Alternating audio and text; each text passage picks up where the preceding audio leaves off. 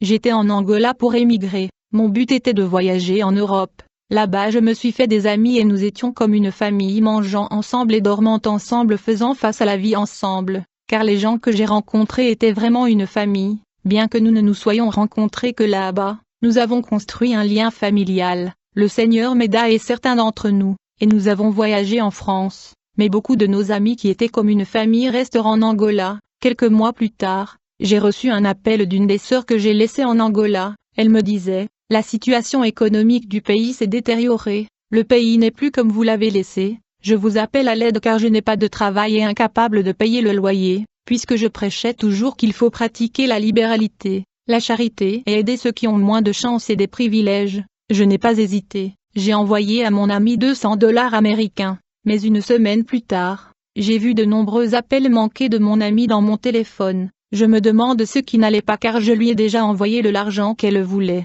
Quand je l'ai appelée, elle m'a dit: notre amie qui a voyagé avec vous en France m'a dit qu'elle vous avait donné $100 que vous étiez censé m'envoyer. Grâce à l'argent que vous m'avez donné, je vends des trucs pour survivre ici, mais j'ai besoin de ces $100 que notre amie vous ait donné pour que je puisse payer le loyer. Je lui ai répondu: notre amie ne m'a pas dit de vous envoyer $100. Ce que je sais, c'est que je lui dois $100, mais je vous enverrai ce que je lui dois si elle me confirme que je dois t'envoyer. Et quand je parla à mon amie en France, elle me dit: j'avais l'intention de te le dire mais j'ai oublié. S'il te plaît, envoie-lui l'argent car la situation en Angola est devenue mauvaise. J'appela notre amie en Angola et lui a dit que je lui enverrai l'argent plus tard à la fin du mois.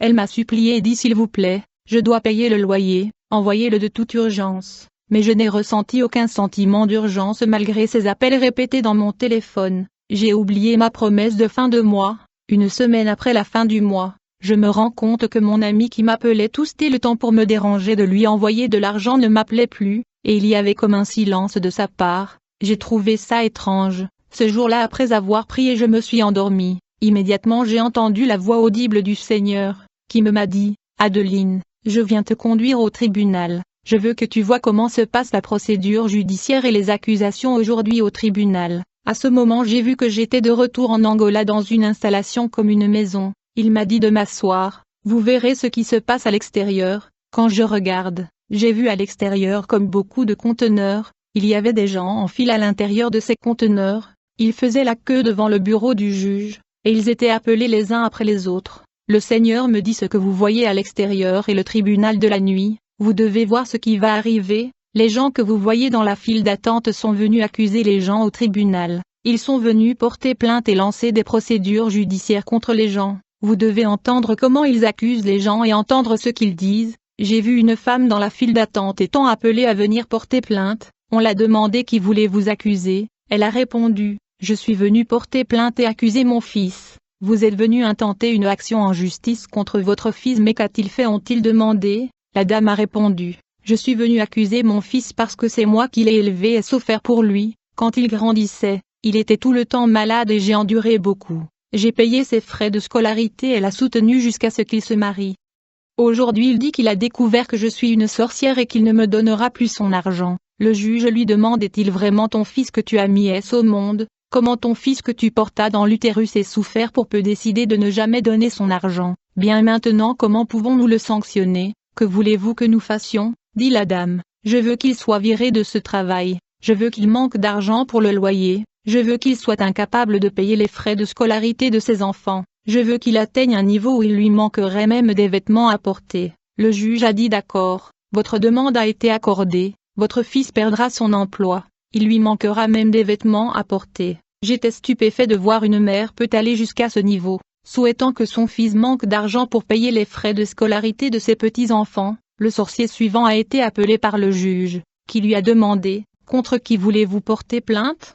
Elle a répondu que je suis venue porter plainte contre ma sœur. Qu'est-ce qu'elle vous a fait? Demande-t-il. Elle a répondu: ma sœur me promettait de l'argent pour que je commence à vendre des trucs, mais bien qu'elle m'a promis de l'argent pour commencer le commerce, elle ne veut pas me donner cet argent, elle refuse de tenir sa promesse. Je lui ai laissé beaucoup de temps pour tenir sa promesse mais j'ai atteint la limite, j'ai décidé de porter plainte. Le juge lui a demandé: avait-elle vraiment promis de l'argent pour que vous commenciez à vendre des trucs? Elle a répondu: absolument. Le juge lui a demandé: que voulez-vous que nous lui fassions? Quelle est la condamnation que vous voulez pour elle? La dame a répondu: Je veux qu'elle meure, je veux qu'elle tombe malade et souffre sérieusement avant de mourir. Elle doit souffrir au moins 6 mois de maladie avant de mourir. Le juge a répondu: votre demande est accordée, votre sœur souffrira pendant 6 mois de maladie puis elle mourra. J'ai été stupéfait. J'ai dit: vraiment, cette femme veut la mort de sa propre sœur simplement parce qu'elle prend le temps de lui donner l'argent qu'elle lui a promis.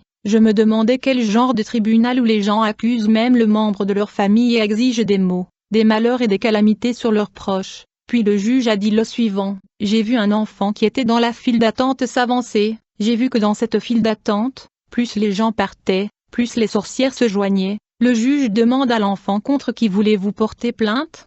Il a répondu: je suis venu accuser ma mère, elle m'a battu pour quelque chose que je ne sais pas. Je lui ai dit que je ne l'avais pas fait mais elle n'arrêtait pas de dire que c'était moi et elle m'a battu. Bien que je sois innocent, le juge lui demanda: puisque vous êtes innocent, que voulez-vous que nous lui fassions? L'enfant a répondu: je veux que ses jambes souffrent pendant 3 mois, elle doit endurer une douleur extrême avec ses jambes pendant 3 mois, je veux l'entendre pleurer dans sa chambre à cause de douleur, elle doit ressentir de la douleur, même si elle prend des médicaments, cela ne fonctionnera pas. La personne suivante était une dame, elle a dit au juge: je suis venue porter plainte contre un homme qui me doit de l'argent, depuis qu'il emprunta mon argent il n'a donné qu'une partie de l'argent, depuis lors, il ne veut pas rembourser la dette. Il m'a également emprunté des vêtements qu'il porte, mais il refuse toujours de me payer. Je suis fatigué de lui demander car il continue de mentir qu'il paiera. Le juge demanda: que voulez-vous que nous lui fassions? La dame a dit: je veux qu'il souffre toute sa vie, que la maladie chronique devienne sa vie. Le médecin ne doit pas être en mesure de diagnostiquer cette maladie pour que cette maladie devienne sa vie. Il doit souffrir toute sa vie, à cause de la maladie. Je veux qu'il perde tout le poids, pour qu'il comprenne qu'il doit rembourser la dette quand il a emprunté. Le juge a répondu: votre demande est accordée, vous verrez de vos yeux comment il souffrira dans sa vie. J'ai dit: quel genre de tribunal est ceci? Comment les gens peuvent-ils aller aussi loin? À ma grande surprise, la prochaine personne qui s'est avancée vers le juge était mon ami d'Angola à qui j'ai envoyé $200, que j'étais censé envoyer $100 de plus. J'ai dit: mais que fait cette femme ici? A-t-elle un problème avec quelqu'un? Je veux écouter ce qu'elle va dire. Le juge lui demanda: vous voulez porter plainte contre qui? Elle a dit: je suis ici pour porter plainte contre Adeline. J'ai dit: quoi? Qu'est-ce que je lui ai fait? Mon ami a dit au juge: mon ami en France a donné à Adeline $100 pour m'envoyer, elle a promis qu'elle m'enverrait cet argent à la fin du mois. Pourtant le mois est passé, et jusqu'à aujourd'hui je n'ai pas reçu l'argent.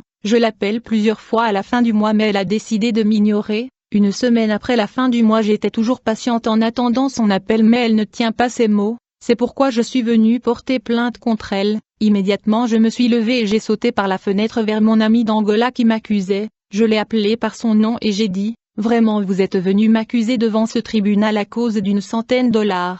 Quand elle m'a vu, elle était paniquée et reculait, disant au juge que c'était la personne que je suis venue accuser. Comment elle est venue ici? Elle ne devrait pas être ici. Je lui ai dit: pourquoi n'as-tu pas mentionné que je t'ai donné $200? Elle a répondu que c'est une autre affaire. Le fait est qu'ils t'ont donné $100 à me donner mais vous refusez de me le donner. Cela signifie que mon accusation est fondée, puisque je pense que j'ai raison. Je suis venue porter plainte. La femme était surprise de voir comment j'étais ici, et elle reculait en dispersant les gens qui étaient dans la file d'attente. J'ai poursuivi la femme dans la rue d'Angola, elle n'arrêtait pas de dire: comment es-tu venue ici? Puis je me suis réveillée pendant que je courais après elle. J'ai dit: quel genre de monde est ceci? Les gens accusent les gens la nuit au tribunal, et ils condamnent la vie des gens. J'ai remarqué que la majorité de la cause pour laquelle les gens ont été accusés et condamnés était la promesse que les gens ne tiennent pas et la dette que les gens ne paient pas. Évitons d'emprunter. Nous ne connaissons pas l'identité spirituelle des personnes qui nous prêtent de l'argent. Au cas où vous emprunteriez, assurez-vous de respecter le délai. Deuxièmement, évitez de faire des promesses. J'ai vu que ces sorcières avaient une justification lorsqu'elles accusaient les gens. Elles savaient quand les gens enfreignaient la loi et se précipitaient pour les accuser. Beaucoup de maladies et de difficultés que les gens éprouvent est le résultat du non-respect de la promesse et de la dette qu'ils ont contractée. Les gens sont accusés dans le monde des esprits et font face à des condamnations devant un tribunal lorsqu'ils dorment. Ces sorcières prêtent de l'argent aux gens comme un piège pour les accuser et les condamner. Frère, quand vous empruntes, s'il te plaît rembourse. J'ai vu une sœur accuser sa propre sœur. J'ai vu un frère accuser son propre frère. J'ai vu les mères accuser leurs fils. J'ai vu les fils accuser leur propre mère au tribunal et condamner leur bien-aimé. La Bible dit que les gens de ta maison seront ton ennemi. Frère, ne promets pas aux gens si vous ne garderez pas la parole. J'ai vu une sœur demander la mort de sa propre sœur, juste parce que cette dernière ne tient pas la promesse de lui donner de l'argent. La Bible dit que la malédiction sans cause est sans effet, mais ce que j'ai vu était que ces malédictions étaient fondées. Ces accusations avaient un fondement parce que les gens ont enfreint la loi en ne tenant pas leurs promesses et en ne remboursant pas la dette. Bien-aimés, si vous découvrez que votre mère ou votre père sont des sorciers et qu'ils vous combattent dans le monde des esprits, la solution n'est pas de leur refuser de l'argent quand ils demandent, à moins que le Seigneur ne vous le dise. Déclarez simplement des mots avant de les donner. Il y a des gens qui veulent que vous leur fassiez une promesse et qui espèrent que vous ne tiendrez pas votre promesse afin qu'ils le fassent accuser.